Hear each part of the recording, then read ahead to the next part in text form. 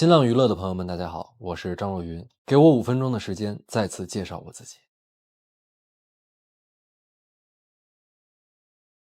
万千宠爱是这个戏的一个风格，引人入胜的点。然后我觉得呢，一切宠爱暗地里有它的标价，然后你愿意接受那种。惹出什么乱，有100万边军为他撑腰。有什么人给你出难题了，我来帮你解决。小孩子不懂事，朱大人给一个面子。所以其实，范闲这一辈子所有的爱与恨，最后都是要割裂的，或者他要做出选择。在剧组主动拉近关系、活跃氛围，比方说范闲是需要跟大家都有一种亲近感的，或者跟很多人都要有一种亲近感。范闲会做这样的事情。当然，《庆余年2》不太一样的原因，是因为大家都是老熟人，所以我们彼此之间形成了一个非常默契的场。然后包括这个场已经强大到说新演员进来之后，很迅速的能被这个氛围给同化掉，就是我们叫庆余年磁场吧。跟宁老师也是2次合作了，但是不一样的角色。不一样角色你重新遇到的时候，你还是会在这个人上看到很大的陌生感。但是像第2季，比方见到王启年这样的感觉就完全不一样，因为第一是熟悉的演员，还是熟悉的人物关系，然后还是熟悉的相处模式，那个就是更特别一点的体验。吴行健，因为他这次严明云的成长是跟范闲进一步的共谋，然后成为了一个几乎可以说比较明显的一个盟友关系了。他实际上比我要年轻一些，然后他老喊我师哥，然后对，就是那种有时也挺奇妙的啊，就是从以前天天追着喊人师哥，现在就变成那种我还是喜欢当师弟有压力才会爽吧，不管是老戏骨还是年轻的戏很好的演员，就是你时刻感受到对手的压力，然后你才能回馈出就所谓的张力就是有对抗的嘛，和演员之间表演是有咬合的。如果是一个人在演，而另一个人两个人不在一个频道，或者说不在一个能量的这种抗压的能量级上的话，你戏演起来就会很不舒服。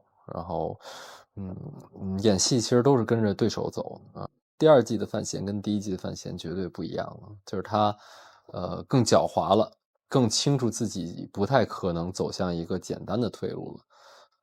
但是他又很有勇气，他没有因为说我知道自己不能做一个简单的人生了，我要走一个很危险的路，但是他没有怕，然后他很有执行力的一步一步去前进着啊。看你认为什么叫清醒了。对，你要换个角度来说，范闲挺糊涂的，就是你是觉得把一个问题看得很透，然后能有智慧去点破别人点不破的事情呢，还是说能得到自己的利益最大化叫做清醒？因为其实范闲就是不太懂装糊涂啊，他自己原来的那个理想富甲一生混吃等死完全无法实现了，就是这个从这个角度来说挺糊涂的。你为什么要为了这些人的事件一遍一遍的卷进这个事情里？而且你有那么多的这个有权势的这些长辈，他们对你有安排，为什么不接受？你为什么要做自己的对抗？从这种角度上来说，我不知道观众所说的是哪种清醒啊。如果说这种清醒的话，我想说他是很难同流合污的一个人。因为其实我觉得我们演员演完第1季之后等剧本的那个过程，跟观众现在等第2季播出的心情是一样的。第一次拿到剧本完了之后消化，然后跟过去那个故事一下子又回来的那种感觉。首先他有剧本就已经很惊喜了，等到了就是已经是惊喜了。第二一个就是说原汁原味的对话风格，然后包括剧情的转折跟推进，然后快速的回到故事的主脉络里边，然后把人物的弧光给展现出来了，这些都是惊喜啊。你开始写了吗？写吗？我觉得不用等5年，这位朋友都不需要画。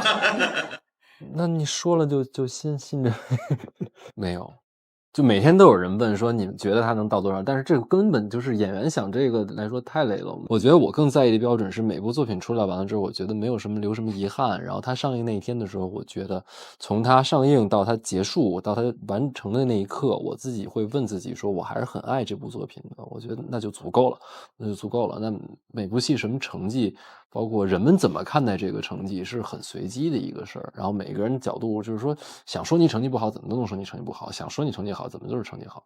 那肯定会，演戏就是给大家看的，谁不能说我就这么演了，你爱看不看？那当然会很在意说观众的评价。但是我觉得现在我还是觉得演员演一部戏，当然是藏在角色后，但是其中呢，因为你的塑造，你每一份的工作其实在寻找一个跟观众交心的机会，所以其实观众回过来的这些评论对于演员来说其实是最重要的，比冰冷的数字要更加重要的。它并不能给你回馈多大的养分，或者能给你的心灵带来慰藉。有时候你看到观众去解读你在角色里面的一些表达，然后有的切中了你很隐秘的一些表达，其实那个时候是最有成就感的。在其中做事儿的人，不到自己快就是职业生涯结束了，不太会去想这个事儿，因为里程碑是什么，或者你交出什么样的成绩，或者你怎么样了，其实都是旁观者给你定出一个定义，而且他们会根据你的某一个阶段的表现去预期你将来怎么样。但是如果你身在其中，你就是那个当事人，你自己就天天说这就是我的里程碑，然后说它会导致我怎么样，那好无聊。谁的人生那么无聊啊？或者说任何一个人在看自己事业的时候，我觉得如果身在其中的话，会觉得更多是在路上的感觉。如果有人这么问我的话，那我就觉得既然您这么问出口了，那说明我在你心里没有代表角色，那我还得继续努力。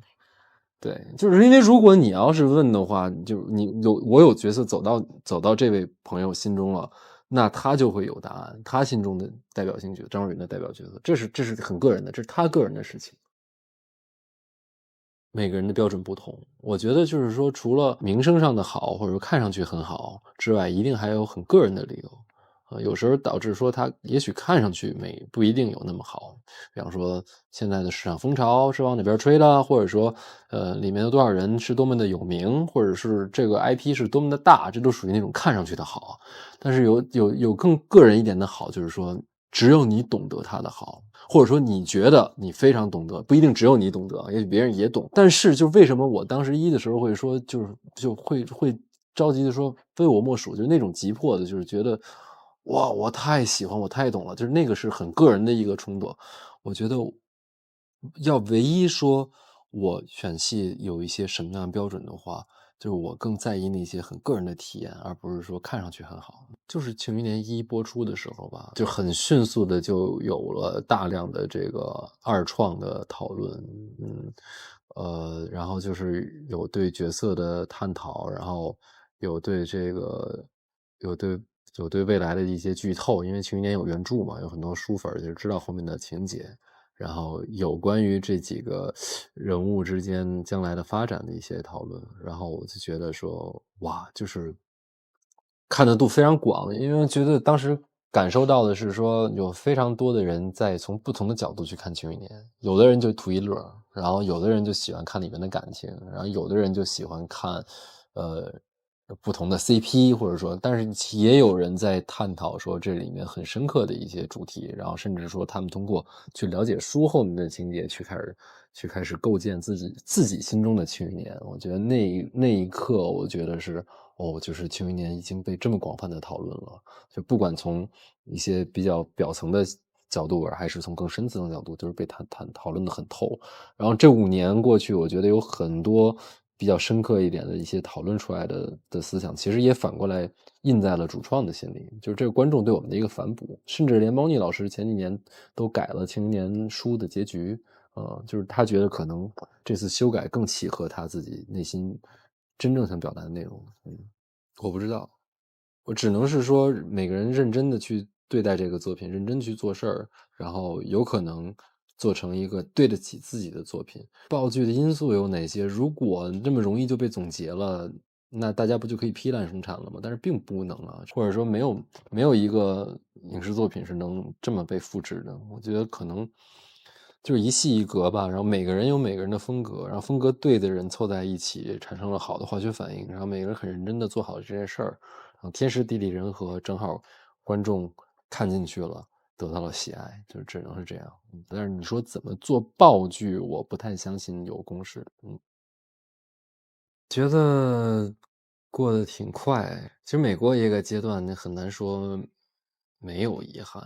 但是我这个人就是喜欢向前看，就是往前再看吧，因为你可能就是我觉得将来在完成整个职业生涯之后再回看，你可能会觉得有更多的遗憾，就是你不可能在每个时间点把所有的事情都做到最完美，在某一时刻你会觉得，而且就是说某一年纪过去了，你可能就不会再有那个角色来找你了，然后你也不可能再去，但是呢，我说向前看的原因是说未来还有更大的空间，遇到更多有趣的角色，没有必要去后悔和羡慕别人，是因为每个人体验快乐都是很个人的，它是你很个人的东西才有意义。但是人有时候也难免会羡慕另外一个人的经历，就是哎呦，他的经历跟我完全不一样，但我觉得也很有趣。当然是个别了，我不会羡慕很多人，但只是说有些有趣的人、有趣的角色，我也会觉得，如果某一刻能回去，就是很难说彻底不留遗憾，但是不后悔是希望基本自己能做到的。哇，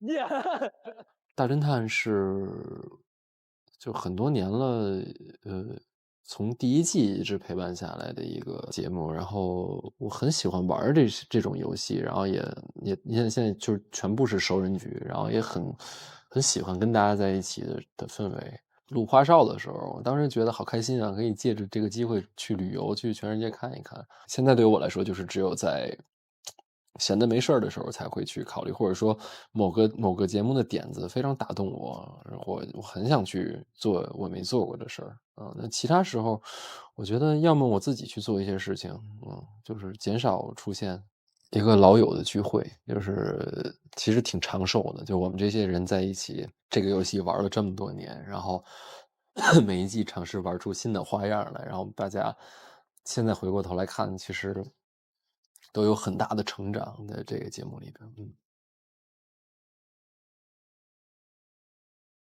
这肯定是假的呀，因为这都是属于先射箭再画靶子嘛，就是你先总结出一个规律，说它一定是这样的，那谁会这么去死板的安排自己的人生啊？太无聊了。那就是有的时候想休息就正好休息了，然后有的时候遇到有趣的东西接二连三的来，那就会做得更多一点啊。然后也不存在什么选冷门或选热门之分，我始终就是一个标准，就是说其实什么叫热门？大家都说热门的东西就一定热门吗？我觉得不是，有的时候就是一个感觉。我对一个作品可能有两重感觉，就是一重是说我自己个人喜不喜欢，我有没有动心，还有第二才是我猜他的受众会不会很广。那我只是浅浅的一猜，不一定准。我觉得其实可能就是说我一直在把我喜欢的那个尺度放得更优先一点点。觉得演员的目标起码是要留下能让所有人，就是绝大多数人记忆一个很长时间的角色，而不是说一年一变的快消品。你拿出经典的角色被人记住，我觉得还是这样吧。就我之前说过一句，就是我被人喊这个口误叫成角色名的时候，要比人家喊我的时候高兴多了。人家喊我的时候，那是所谓的一种演员的星光，这个可能有一丝虚荣，就是也会很高兴。他说我好有名，我超有名的，就是那个感觉其实并不那么有趣，反而有的时候会困扰你生活的方方面面，很多事情变得很不方便。当你走在路上，人家喊出角色名，说范闲加油，或者说这种给你的打气的感觉，是对我个人来说完全不是一个数量级的感动。我不知道能不能形容出来，就是说那个感觉就是他记得你的那个形象扎到他的心里了，而且他希望你更好，然后希望看到更多的那个给我的动力或者感动的源泉，要比一个星光带来的一些就是当时一时很高兴，或者说那种比那个要强烈的无数倍。兔等闲之人。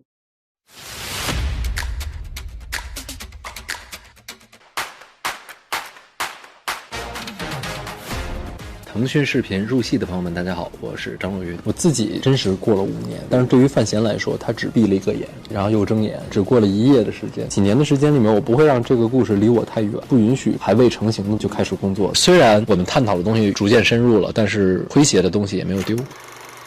你来京都很久了，应该有属于你自己的回家。我想闯个祸。好，你当时在看那个第2季的剧本的时候有什么感受呢？第2季剧本其实最大的是怎么解决第1季的悬念嘛。我们其实一直在讨论，就是那个悬念该怎么解决，因为我们都会觉得，可能随着这个故事的发展，《庆余年》再往后会比初期来说更沉重一些。然后幸亏我看完第2季的剧本的时候，我觉得就是虽然我们探讨的东西逐渐深入了，但是诙谐的东西也没有丢。那你觉得看这一季的剧本和第1季的剧本有什么不一样的感受吗？当时我觉得先谈一点共同的感受，因为我记得第1季《庆余年》剧本我接到的时候就已经是8稿了，所以就让我觉得这是一个很特别的剧组，他们居然改到第8稿剧本才开始给要招募的演员看。尤其在那个年代，很多的时候人家连1稿剧本都没完成，写了3集就来找你了，这种创作的态度是很特别的。第2季这次的剧本也给我一样的感觉，就是他思考过很多。《庆余年1》第1季跟第2季给我的感受都是一个充分打磨过的一个作品。那当然，其实很多人从各个角度都希望它能尽快了，尤其是你从说保持热度的角度上，那当然恨不得1完了之后马上就续上。对，但是我觉得这就是这个团队的特别之处，那就是不允许说还未成型的东西就开始工作的。看不惯的事儿，就想着管到底。这就是我们的小范大人。这个剧是你人生第1次拍续集吗？对，就是时隔5年再走进它，然后你觉得你花了多久时间去找回呢？很快，最多1到2天，因为其实范闲的故事没讲完，我们早就知道，所以我就知道自己演的这个角色没演完，然后还要继续拍，所以其实几年的时间里面，我不会让这个故事离我太远。5年的时间，范闲一直没有离开过张恩远，可以这么说，范闲的一部分一直在我这。 5年之后再诠释范闲，你觉得你自己和范闲有没有哪些成长和变化呢？我自己就是身上真实过了5年，但是对于范闲来说，他只闭了一个眼。然后又睁眼，所以只过了1夜的时间。我这5年的思考要有，然后演员自身的提升要有，但是我避免我自己个人的一些成长和心理的一些新的思考去过度的干涉范闲。因为这个东西已经被观众接受的一个形象，然后你要回到那个故事，回到当年的那个状态，然后顺着故事的发展再去让角色往下发展。就是我在看片的时候，我感觉特别微妙的是，就虽然过了5年，你们都有很大变化，但是这个角色还是这个角色的感觉。对，就一下子又回到原来的味道。对啊，其实这个就是说，大家都很尊重角色，你就不会说，哎呦，我觉得我当时年轻啊，有些地方不是那样的哈。庆余年1大多数角色或者说全部角色都受到观众的喜爱，他们都很丰富，演员很清楚说这个形象是立住的，那我拿着这个东西其实很踏实。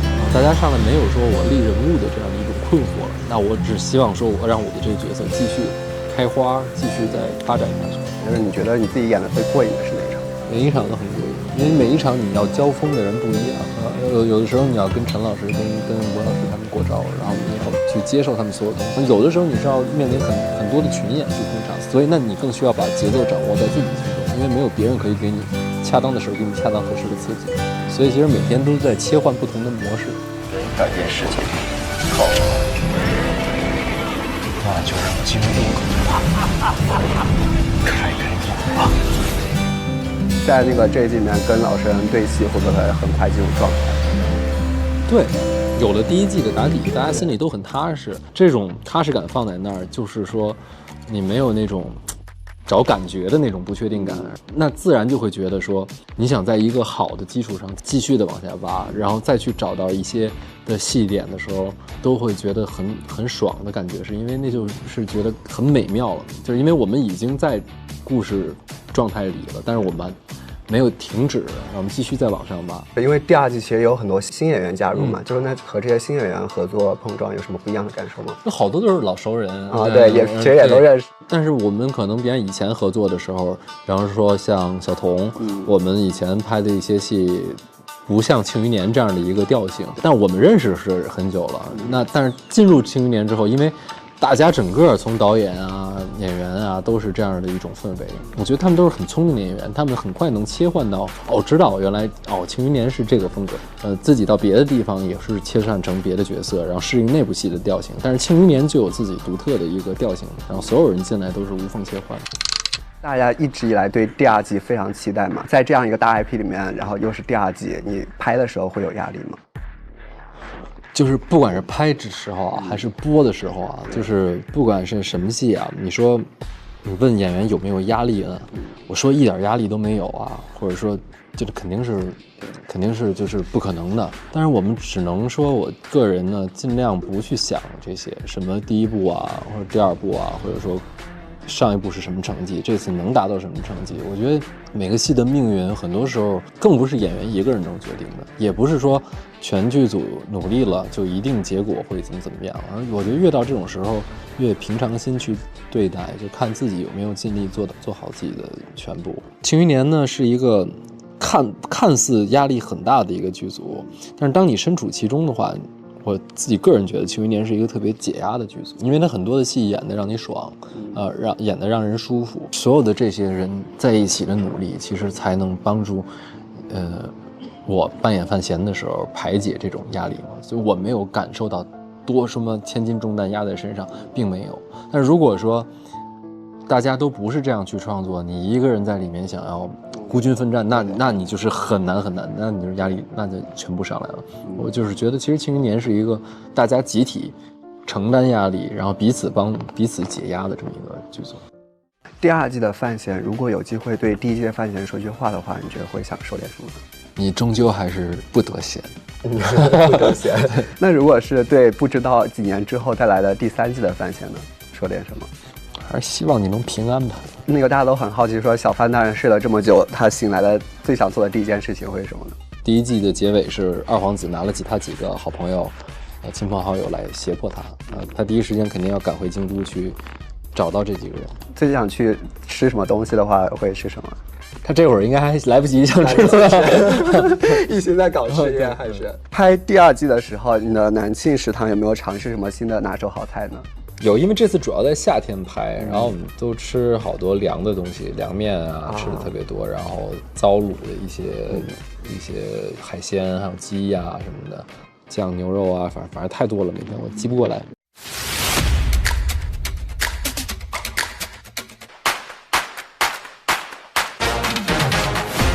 还是熟悉的配方，还是老搭档们。告别家乡之后，他的每一步虽然走得很困难，但是他都在往楼梯的上方去走。外界有很多猜测呀，我确实是从来没有说过不来。我又不说喜欢我们这剧了，就说还愿意看我演这个人物吗？咱们到时候一起看。什么是财富？正是库债。库债嘛，您先别着急，咱往这儿看。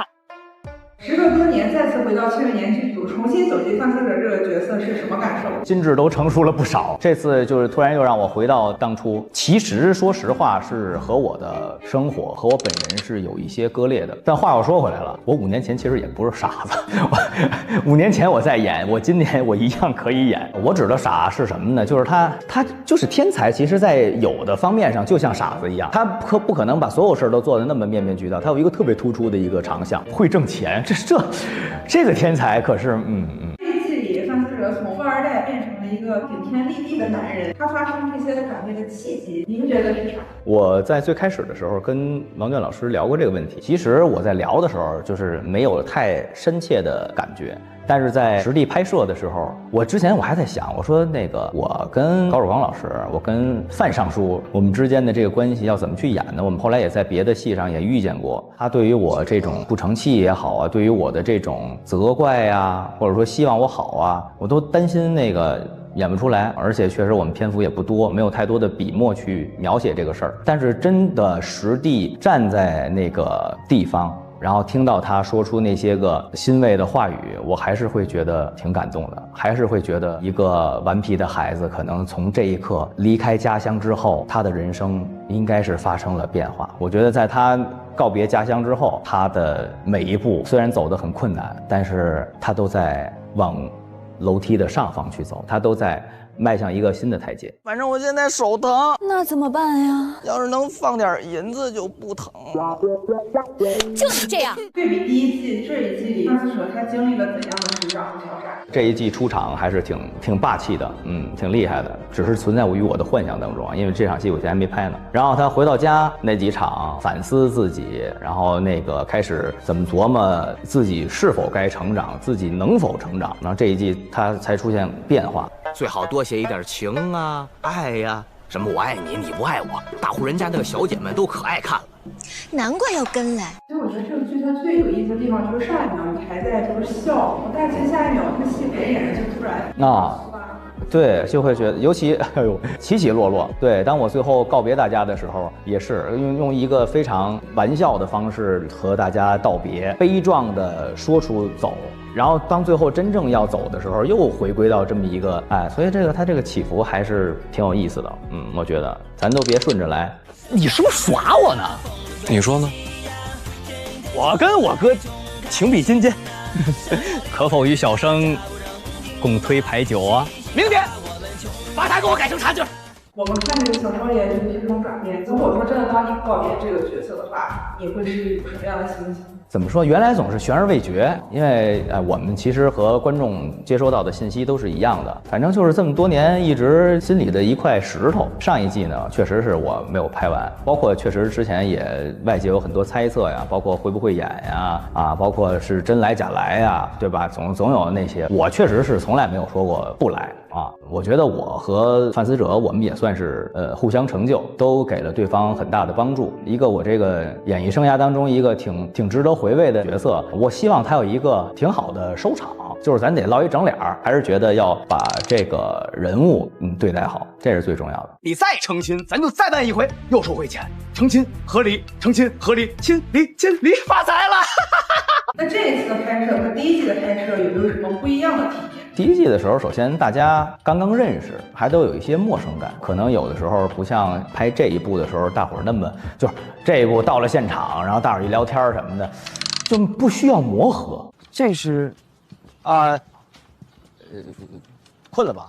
睡会儿。这是驴踢的。这一季就是全班人马基本上都回归了，我就想问问您和就是现场对手演员有没有什么即兴发挥的这个地方？本来今天是要跟那个没合作过的海棠朵朵老师搭戏的，但今儿还没拍上，所以到现在我一个新演员都没见着过，还是熟悉的配方还是老搭档们，所以就目前还好。都很舒适，大家也都挺好的。而且你想，第一季收到了这么多的这个夸赞，那大家干第二季的时候肯定也有干劲儿嘛，毕竟是横店第一大组哈，是不是？对于非常期待第二部的剧粉们，有没有什么想说的？我们这戏这个第二部等待了5年绝对是值得的。当然了，这5年呢，我们变了，大家也都变了。但我觉得这样其实也挺有意思的，就都换了天地了，这个大家我就不说喜欢我们这剧了，就说还愿意看我演这个人物吗？其实我是好奇的，我也想带着这个问题，咱们到时候一起看。观众的期待对编剧来说无时无刻既是压力也是鞭策，导起来都比较过瘾的。终于意识到自己其实就站在风暴的中心，他是非常的挣扎和纠结的。在下雨大气。这个王启年要黑化了吗？虽然走得很困难，但是他都在往楼梯的上方去走。到了剑拔弩张的时候，知道了一个对他来说很炸裂的消息，就分家人下江南一起做了很多事情。他们期待这么久，希望看到更好的台词、更好的人物，那还得再改一改。我管他们叫老戏骨加小戏骨，所谓的明星概念没有了。其实几年的时间里面，我不会让这个故事离我太远，范闲的一部分一直在我这里。我们探讨的东西逐渐深入了，但是诙谐的东西小范达来了。我觉得范闲还是以前经典的那个形容。我觉得第一季林婉儿可能是偏白色，第二季我觉得偏淡粉色，黑和白挺乱的，但是基本都是那种明快的颜色。我是红，帝王黄没毛病。天空的颜色。你终究还是不得闲。祝你幸福。你没有看错范闲，没选错这个小范达人。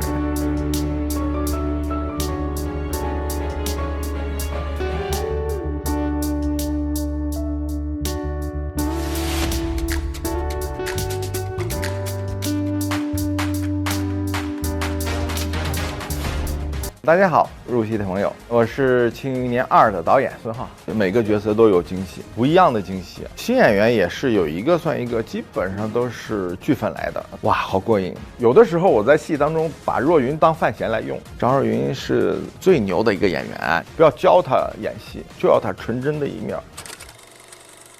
我不是我命，做不到为了改变这个世界啊！但我活这一世，最起码想要做一个自以为的好。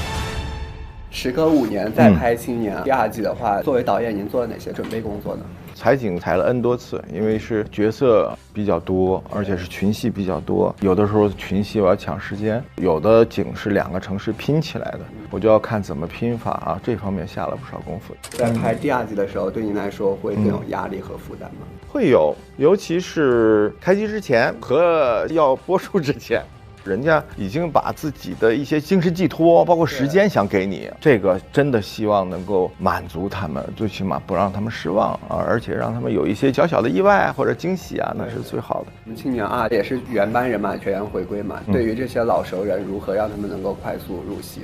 我都不用提醒，因为青年1过去以后反响比较好，大家伙有的没看小说的回去翻了小说。我就感觉他们自己的这种对于角色的把握啊、要求什么的，已经就是足够我来用了。您觉得5年之后，张若昀演出来范闲给您是什么样的感觉？太惊喜了！从开镜的第1天的第1个镜头，我就感觉有了，这家伙肯定是第1个用私工了。第2个确实是这么 N 多年他没有忘了范闲。有的时候我在戏当中把若云当范闲来用，你作为范闲，这个情况下，你认为他应该怎么样？我们第2季涉及到新演员也特别多，那如何让这些新演员能够快速熟悉我们青年第2季的剧组？新演员也是有一个算一个，基本上都是剧粉来的，都特别喜欢《庆余年1》。安排他们戏的时候，比如说第1天他们要来演的后，往往我会放到第2场戏左右，让他们去观察一下，完了之后也熟悉一下本剧组拍摄的一些习惯，让第1季的演员跟他们讲一讲，让他们松弛一些。那有没有什么比较让你有惊喜的地方？每个角色都有惊喜，不一样的惊喜啊。这个戏里面体量虽然很大，但还是有限嘛。那如何让这么多角色都有自己的记忆点呢？你要做大量的功课，你要把它吃进去，每一个角色所担当的戏剧责任是不一样的，戏剧任务也不一样。短你就知道他出场，他就是为了这个来的。那会不会有些角色就显得太工具人？绝不会，你这个问题提得特别特别好。你如果是太工具人的话，就不会留有印象。我们也希望尽量的达到第1季的，就是你只要出场了，就让观众能够记得住。导演跟编剧啊，跟演员之间会有些，比如说意见不同的时候。基本上这部戏没太存在，只是就是添砖加瓦。你比如说跟那个庆帝大道歉那一场戏，有一段大的台词，我说我想分3段，因为他这个表面上的道歉，他是给庆帝一个台阶下，但是他如果都是真诚的话，那不是范闲了。最后一段他看见了一个仰面的一个瓢虫，就跟他自己一样。最后一段他在外面声嘶力竭2个空间里头，庆帝只要听见他的语言上好诚恳就可以了。他在外面咱们可以看到他已经不走心了，正好在庆帝说哎，就代表他能活过来的时候，那个瓢虫啪飞起来了。这种配合他就马上懂了，他说我明白了，我在这个地方抬眼睛怎么样，就是这种配合特别特别好。那作为导演，您是如何理解就是范闲和庆帝之间的关系呢？庆帝既跟他有亲情关系，又是要控制他，范闲要反控制，知道他的用意。他在大病初愈的时候，有一段戏跟若若的一段戏，能够讲清楚他俩的这个关系，尤其是范闲怎么看庆帝。跟庆帝这段关系就挺微妙的，包括和陈萍萍啊。哦，这是主要的3个人的关系。第2季，你这个问题提的也特别好。范闲回来呢，首先来讲，对于他的教父陈萍萍是有猜忌的。我知道你现在不信任我，这样很好。如果你一直还是盲信我，那真的完了。那么这2个所谓的老炮儿，陈萍萍跟庆帝呢，也在观察范闲，他俩的用意还不一样，所以这个非常非常复杂了，他们3个人之间的关系。就这种暗流涌动，就是感觉观众得要认真点看，才能 get 到那种感觉。是得要认真点看，你可能要看 N 多遍啊，或者是怎么样，你越理解越过瘾。还有没有哪些戏份是拍起来您觉得说特别过瘾的？一种是群戏，在一场戏里头存在着好多风格。有悬疑的，有斗起来的，有喜剧的，甚至于闹剧的。我自己一个穿现代人的衣服游离在这些人当中哈，我就感觉到哇，好过瘾。还有呢，就比较碰出来的戏，比如说张若昀跟那个小王八那个女儿，我们可是从开机一直到快关机了才找到。哎，爸爸！哎呀，爸爸！哎呦！我说这个孩子谁也别碰啊，不要教他演戏，就要他纯真的一面。拍摄那一天，我说你知道张若昀是谁吗？张若昀是最牛的一个演员，你会很喜欢他。他说是，因为戏的当中就是小王八特别喜欢这个叔叔，又陌生又喜欢。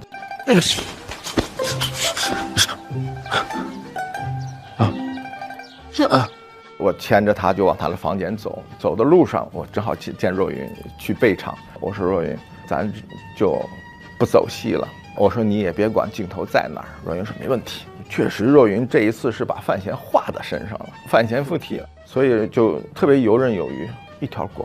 但确实那种感觉也是最真实的。孩子的表演就是最真实的，而且我要他重叠他的见的一个明星的感受，跟小王八见着一个可爱的叔叔的感受。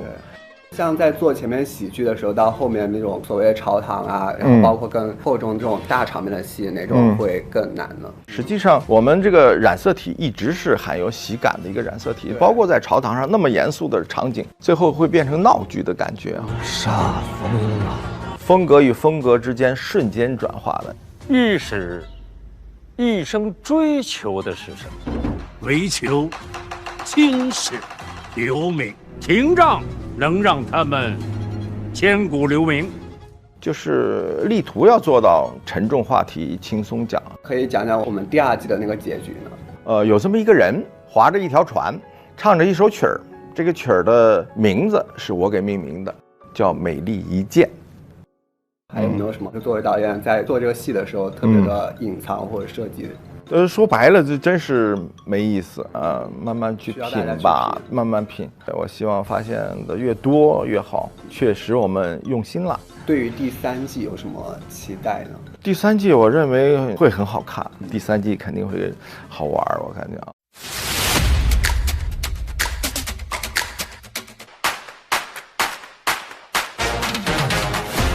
腾讯视频入戏的朋友们，大家好，我是演员田雨。剧本是一剧之本，我们就像个裱糊匠，让这故事更生动一点，抓更多的喜剧的点。但是他坚持的那个理想主义的那一方面的东西依然也在。若昀比5年前更持重了，更成熟了。我们作为创作者，还是踏踏实实的把人物演好。您的言行主张已经改变了很多人呐。谁呀？起码有我。王启年，首先跟我们分享一下，就当时看完第2季的剧本的时候是怎样的感受？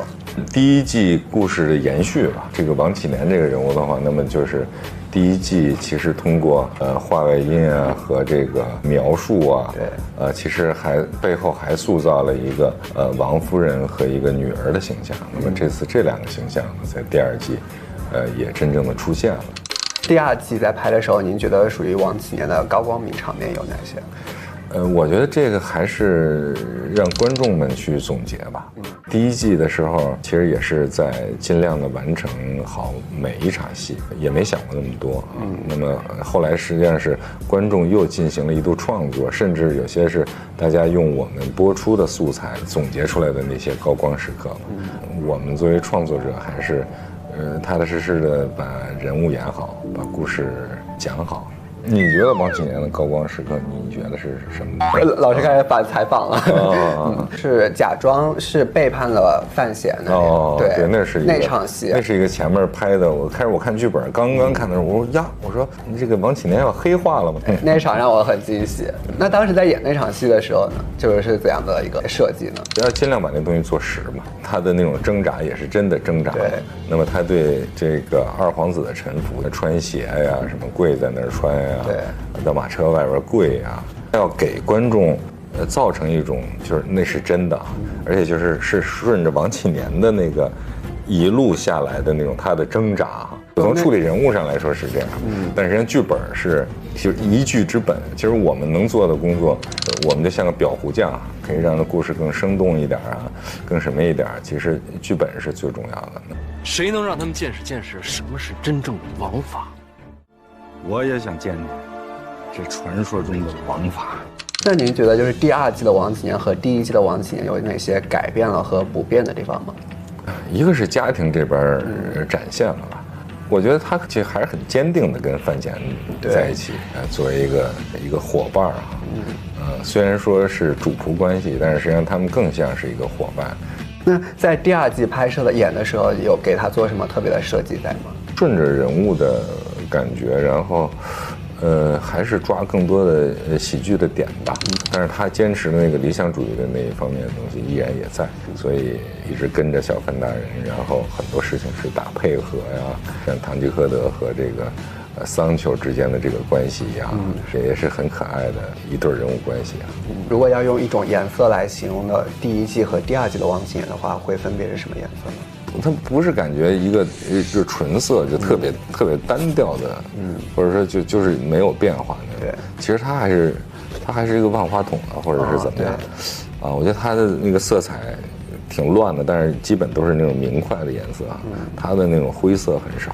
王启年其实这个角色身上一直有很强的魅力嘛，然后您觉得他能够出彩的原因是什么呢？我觉得他既有就是我们平常人的那种生活嘛，其实他跟宫廷和上层他是没有那么大的那个什么关系的。对，你像这部戏里边，我跟道明老师在戏里就没有见过面，他其实是一个平常百姓过小日子的那么一种最理想的状态。他虽说也参与了很多事情，但是他对自己和家庭保护的都还很好，而且他也是一个活得有滋有味的人。虽然有时候这个彩虹屁股，但是他不招人烦，是吧？对，他把这好听的话都当玩笑说了。秀外慧中，样样精通，这还押上韵了。就所谓他的领导啊，他的这个小范大人又很照顾他啊。对，但确实，其实他对小范大人也是相当于非常的真诚。对他俩是一个就是以心换心交心的一个人。不行，大人拿人钱财。替人办事，往往当不得个谢字。跟在我身边全是危险，没什么好想的。夫人说了，1个月能挣这么多银子，还好，大人是好人。时隔5年再和张若昀合作，感受怎么样呢？其实第2季的话，若昀这个角色就更加沉重嘛。对，而且后边他做的很多事情，其实也都是。越来越凝重啊，若昀比5年前更持重了，他整个人的感觉更成熟了。时间带来的历练。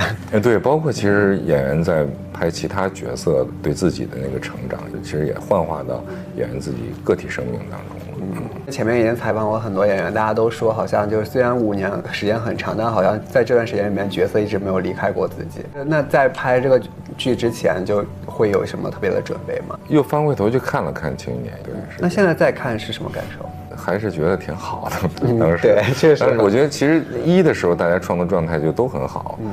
当然本身就是毛人义老师的本，然后王娟老师把它影视化。然后导演导的也很好，就可能就是本身剧本的那个好和创作之间的愉快，其实是凝聚了一种力量，很抱团的那样一种，没有那种特别大的参差感。其实2的话，其实依然是这个感觉。第2季其实也加入了很多新的角色嘛，包括很多新演员加入，跟这些新演员合作感受怎么样的？我觉得也都是很契合的人，包括导演的选角，包括方方面面，我觉得都非常好。第2季的合作有没有什么比较印象深刻的对戏那种？就是第1季的人回来，当然大家就更加的熟悉哈，完了也更那个亲切啊。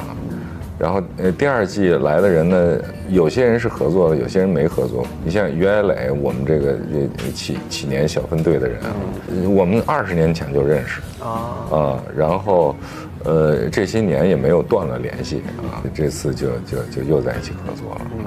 而且这次其实他们有点像3人小队的感觉，老邓老王都是栋梁。对。其实大家也都说王启年是职场上最得力的副手了，就是您是怎么看的呢？这个小范大人本身他自己有他自己的魅力啊，作为下属的话，那么就是要做好自己这个事情了。就像比如导演对演员的要求啊，或者说一个剧本、一个人物，他其实已经写好了是那样的，那么你就要把它不能变的东西不能让它变啊，那么其他的方面让它更丰富、更多彩啊。这一季里面，就是他和范闲之间这个年夜饭组合有什么比较有意思的戏份，或者那个令人感动的戏份呢？其实还挺多的，但是我在这儿，就你说让我说某一件啊，比如说他们大婚啊，其实还挺多。我觉得那个情感其实都放在那个戏里面了。就是拍摄经历嘛。那么我们当年就是刚开机的时候还在吃春笋啊，等我们快杀青的时候就开始吃冬笋了。我们拍了整整几个月的时间。那如果有机会，就是第2季的王启年跟第1季的王启年说句话的话，会想说点什么？你没选错这个小范大人。如果是对不知道几年后能到来的第3季的王启年呢，会说点什么？我做的还不错，就看你的了，是吧？期待他后面的展示。那你觉得王启年这个角色身上有没有什么特点和你自己会本人比较相像的？一个是都还挺重视家庭的，另外就是还都比较乐观吧，比较乐观，还也喜欢在生活中找点乐子。那种喜剧色彩是不是也会有点像？对。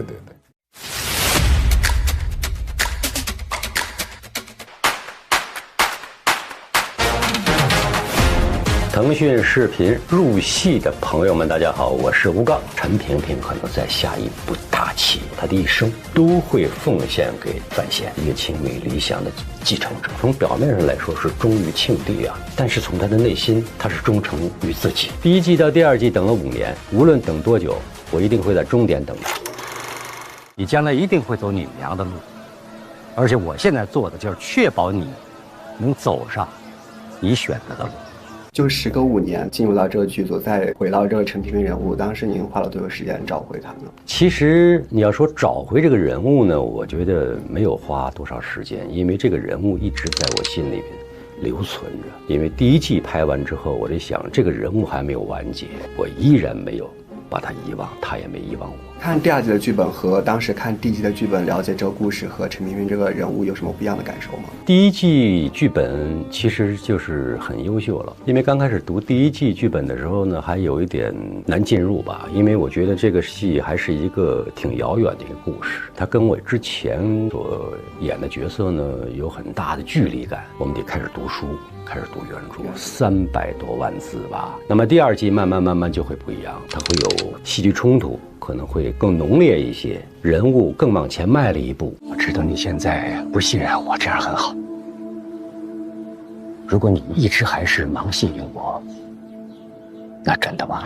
其实对于陈萍萍来说，她的戏份更多是靠台词和眼神嘛。那像这种戏演起来会对于演员来说更挑战吗？当然了，因为她不能动，坐着演戏真挺难的。所以在演之前，你一定要特别熟悉这个剧本、这个人物，他跟庆帝是直视他，还是垂下一点眼帘？你一定要琢磨透他此时此刻的上场动机是什么，这种内心的这种充实一定要给他砸瓷实了。为了演他也加了一些自己的设计在，就您在第2季演的时候有加哪些设计吗？因为这个人的这个人物设定就是腿废了，那么你只能坐着，那么坐着想怎么做呢？我让他上肢要有点运动，这样可以健身达人的感觉。对，我看到它里面有很多那些。其实他之前在腿没有受伤之前，应该他是武功高强之人。腿废了之后，因为他内心有一个非常明确的任务，他要干什么，所以下肢可以不动，上肢的力量一定要保住。我曾经说过，你想做什么，我都会在。虽然我骗过你，但这句话是真的。如果要用一种颜色来形容第1季和第2季的陈萍萍的话，您觉得会分别是什么颜色呢？黑和白吧。第1季的时候呢，大家都说他是暗夜之王，他从表面上来说，他一直在不苟言笑，他在做任何事情的时候都会深思熟虑。你可以说他为黑。那么第2季，我以为他是白。因为我觉得，首先这个人是个干净的人，他自己有自己的追求，自己的理想，他也是非常纯洁的。再困难的事情，我来办，做你喜欢做的事。天大的麻烦，我扛着。5年之后再来演陈萍萍，您觉得有哪些变了和没变的地方？没变的是依然由我来出演陈萍萍，还是吴刚老师来演？变了的呢，我估计大家都是在深层能够感受到跟庆帝之间的这种暗流可能是更加涌动了。对。那么跟范闲呢，更加对他更加熟知、更加信任、更加有期待感。两个人的心呢可能会更近一些。我跟我娘不是一样的人。你要知道，世上没有一样的人，但你和你娘最本质的部分是一样的。你觉得这一季的陈萍萍她对范闲到底是一个怎样的情感呢？我觉得2种层面啊，刚才说的是精神层面的话，他对他更加的信任，更加的有期待，因为我觉得他是继承他母亲这种理想的，没有看错，没有走眼，他就是他继承叶青梅这种理想之人。所以呢，陈萍萍愿意把她自己所有的知识才华，她的一生都会奉献给范闲，让他能够走上他母亲叶青梅的这种理想之路。那么再一点，应该说是他们2个人可以称之为知己，因为他们2个人都是叶青梅理想的继承者。他是朕的儿子，他也是庆国的皇子，陛下。就在第2季里面，陈萍萍对庆帝的态度和第1季相比有发生什么变化吗？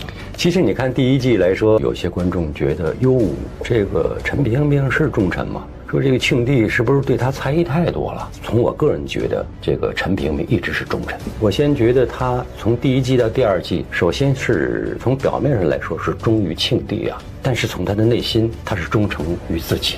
感觉他为了忠于自己，其实挺难的，真的是挺难的。你会觉得，首先这个人非常的干净，我觉得他的灵魂是干净的。我以为他是一个很理想主义者。刚刚您说到他和那个庆帝之间的这个暗流涌动，那在演的时候，就这个度是怎么去拿捏的呢？首先得按剧本演，但是有些地方呢，哪儿该露一些，哪儿要藏一些，这是我们在剧本里边所要形成的。有些可能观众没有读过书，但是也能一定让观众能够感受到陈萍萍可能在下一部大棋。那么这部大棋是什么？现在不能告诉你们，要让观众能够感受到，他虽然在执行庆帝的很多的任务，但是他同时又在下自己一盘棋。他虽然是君臣关系，但是陈萍萍也会在做他自己想做的事情。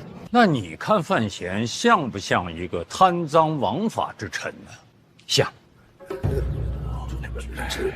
5年之后再和张云和陈道明老师合作，感受怎么样呢？非常的好，非常的默契，非常的快乐。范闲的这几个爹啊，到第2季是依然一如既往的默契。若云，我觉得他进步飞快。第1季当中，我觉得他对人物的理解跟解释，都是非常准确的。到了第2季来说，我觉得他更加的娴熟了。这一定是在底下做了很多的功课，一定是在熟读剧本的基础上，融进了他对人物的理解。这世上不只有高低贵贱，依然有人尊法如仗剑。尊法如仗剑。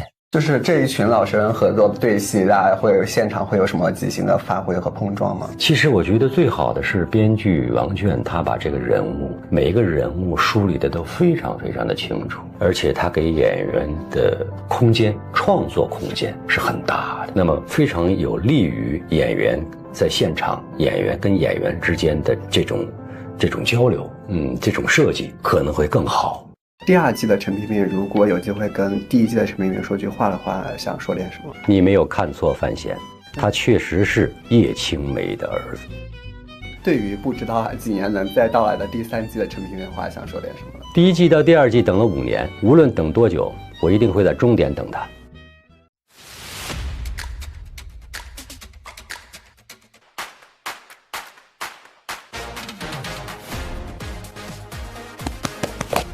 特别暖着剧组待着，就你会放心，命运弄人吧，诙谐，但又不过，融入的很快。真诚是最厉害的情商。老三最干净，谁最脏？那就肯定是我们这边人比较那个。对，老板问你们是不是模特？担当团。怎么同时进场？获得一手好戏。大家好，我是演员刘墩墩，在剧中饰演二皇子。大家好，我是演员张浩维，在剧中饰演太子。好，大家好，我是演员付辛博，在剧中饰演大皇子。大家好，我是郭子凡，在剧中饰演三皇子。分别用几个词形容一下你们之间的关系呢？就剧里面。剧里面，我先说了啊。行啊。剧里面大皇子跟3个兄弟其实关系都还不错。我先说太子嘛，就大家第一部都知道，我们俩其实是就斗嘛，然后之后我们俩就是肯定是斗智斗勇。对老三呢是其实有喜欢他的东西，就像老大喜欢老三一样，因为老三最干净啊，所以谁最脏？谁最脏？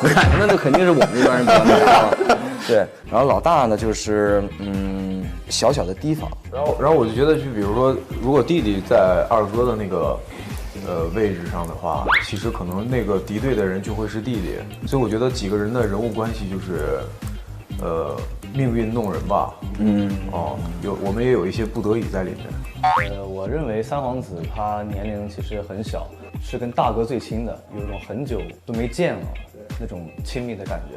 然后我觉得三皇子对太子和二皇子其实是有一点害怕的，里面是尊敬。如果皇子团要出道的话，就是你们觉得自己分别会属于团队的什么担当呢？我就属于那个最没担当，最没用的那个被逼担当，被逼担当，气氛担当。我是随意担当，随意担当。主打大家没有担当，没有担当。那给皇子团取个团名的话，你们觉得是什么？担当团，担当团，这个没有随性吗？这么随性吗？对吧？没单团，不是没单团。二皇子和太子其实是第一季的老熟人嘛，然后大皇子和三皇子是新加入的，各位在剧组里面合作会有什么不一样的感受吗？就感觉我们就是熟特别快，就是大家就是共同创作的氛围特别好，然后结果我们晚上就去吃饭去，世界消息了，一会儿吃饭去。我们一起去吃面，然后那老板问你们是不是模特，特别好玩。这些你们怎么回的？我们男模是这么回的，笑了吧，对不对？等到时候剧播出的时候，大家一看，哎，来我们这个面点吃过。对啊。就是没其他同志没回答的吗？不是你，我回啊。那个二皇子是团队的发言担当，4个人他是 E， 其他3个是 I。哎，是吗？不对了，你是 I， 我知道你呢 ？INTP， 你 INTP 啊？郭你呢 ？INTJ， 爱中最爱。E 的很明显。你是 E 人吗？我是 E 人。哦，他还不 E 吗？但我以前是 I， 因为 E 跟 I 它能改变，会随着时间变。你觉得你护得住吗？不知道。咱试试吧。京都府衙办案，拦着的，按谋逆处置。剧里面其实是剑拔弩张，对，剧里是剑拔弩张，因为就大家非常熟悉彼此那个创作的那种就是度到哪儿，所以我们就交流东西全是真的。很多我们两个怎么互斗的方式，我也是请教二哥，我们一起商量怎么演什么的。就是他教给我方法。开拍之后，我再用他教我的方法去搞他。我们之间不需要情商，是就会众人拾柴火焰高，就大家一起群策群力。我还记得那会儿拍毒药那场，那一条拍了多少遍？那属于就是已经老二到疯魔的那个状态，要疯，所以自己也会疯了那种感觉。演了好几遍，普通的演员要是演个6、7遍，其实已经慌了。但是就因为我们自己哥们儿在，所以你就相信。大家都是想帮你，你就最后就会越来越好。因为有大家在，其实很安心。对，就我们几哥们儿姐们儿几个在，特别好，融入的很快，那种紧张的感觉我就完全就消除了。大家在一块儿也就是为创作嘛，简单点好。我觉得真诚是最厉害的情商。我觉得大家简单点、真诚点就完事儿了。剧中二皇子和太子是竞争对手嘛，然后以角色的身份给对方放一下狠话的。带点生活的东西，加点自己的感觉。我是喝不过你，可是我吃的比你多。是，我真不会放狠话，都不是狠人，对，都不是狠人，对啊，都不是狠人，放不了狠话。打一拳吧。哎呀，好痛啊！所以大家平常私下都是一拍和谐，是不是？对啊，没事就泡一块儿。对。最喜欢范闲身上的特点呢？他身上有什么点是我们或者说这个角色很想拥有的？大皇子认为的范闲就是聪明、讲义气、比较正这个人。他很欣赏范闲这一点。老二这边就是对范闲是欣赏他洒脱，他的独特，他的有趣儿。某种程度中觉得范闲很像是自己的一个影射吧。作为对吧，这个皇室应该是见多识广的一批人，但是我觉得范闲是一个特殊的存在，他的整个的综合认知比我们其实是要广得多的，所以我觉得他其实从各方面都降维打击了我们，然后造就了他身上有一种松弛感，他的那种松弛感，洒脱啊，就这种是我们从根本上超越不了的，我觉得这个是我最羡慕他的一点。三皇子看来，范闲最羡慕的肯定是他的上帝视角，他的神秘感。三皇子最不能理解的就是老师他为什么要做这个决定，他一开始可能不理解，然后后来这个事情就因为他的这个决定可能就解决了，这是可能是三皇子最羡慕的一点。你们在演这个角色的时候，有给自己的这个角色做什么特别的设计在吗？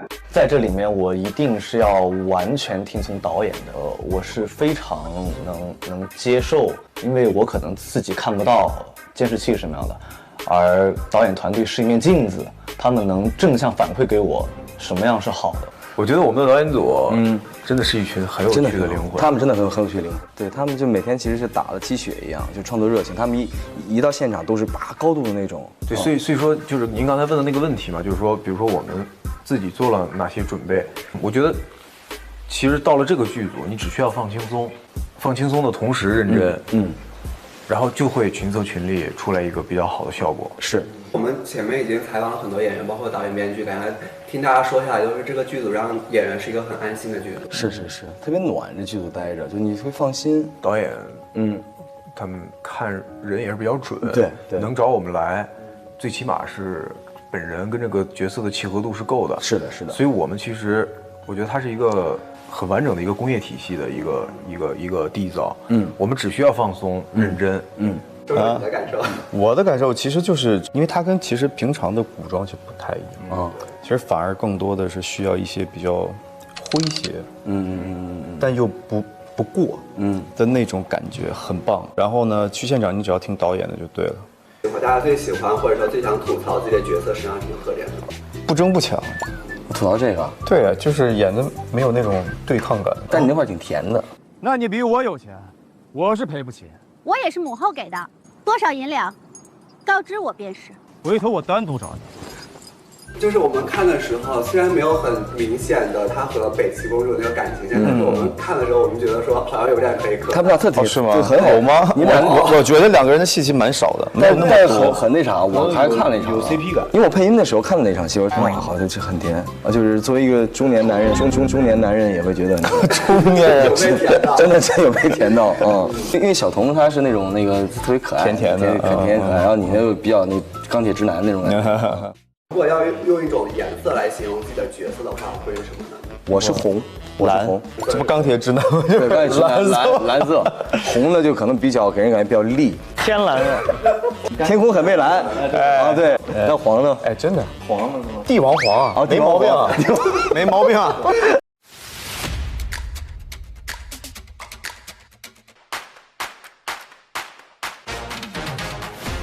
时隔5年了，各自都有了成长，更加的融入到了这个时代当中去，把他很坚定的选择范闲作为他的伴侣。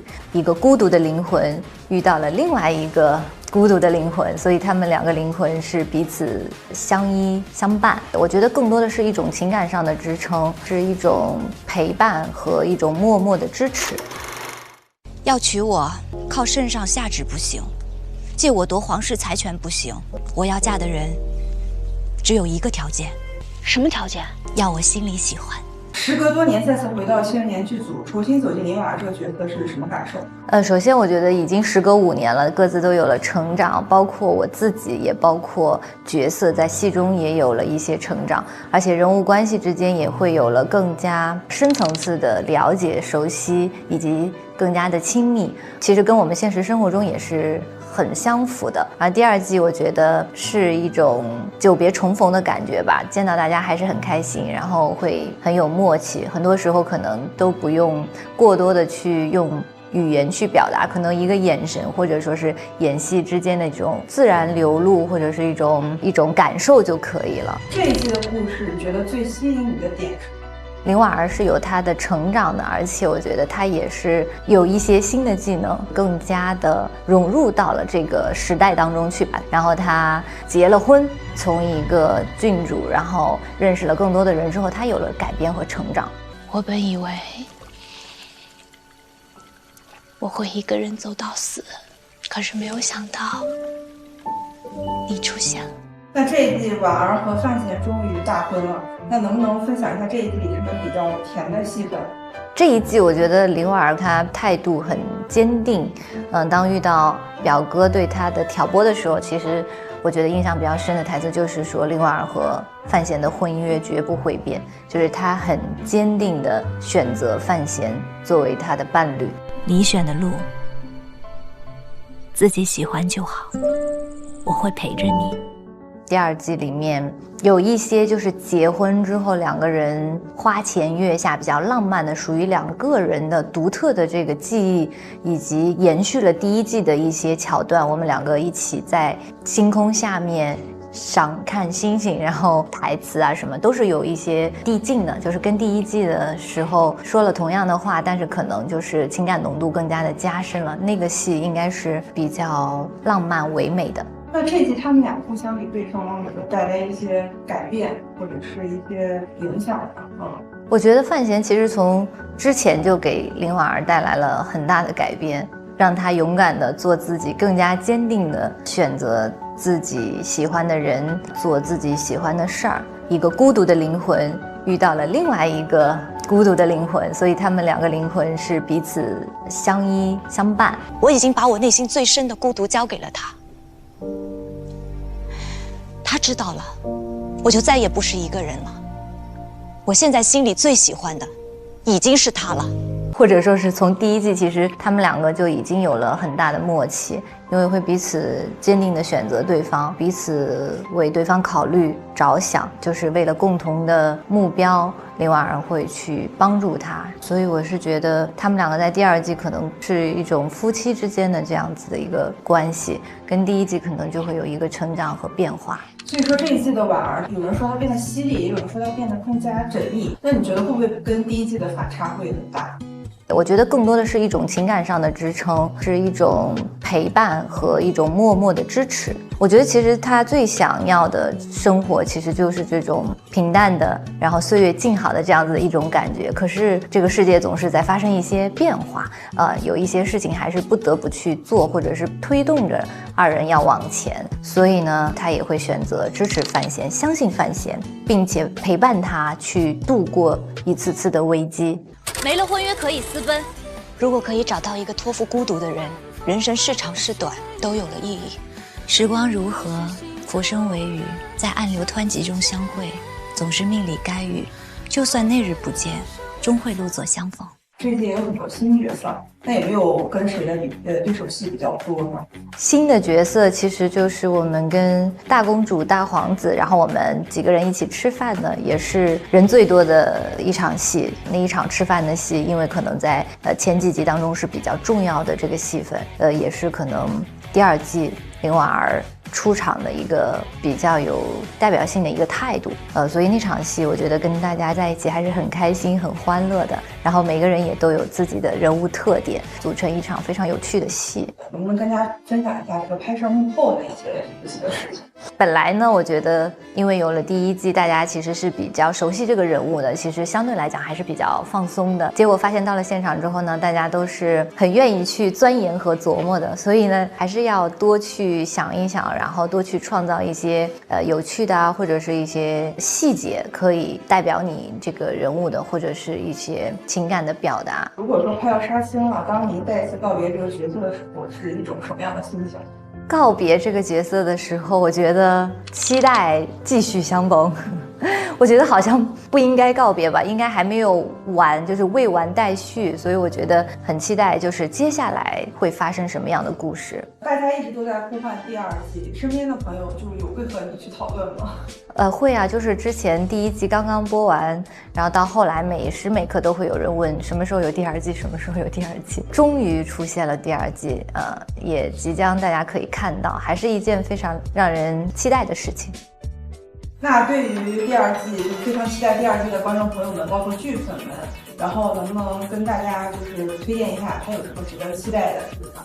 还是那些人，还是那个味儿。所以呢，喜欢庆余年的，也希望大家继续支持我们庆余年2。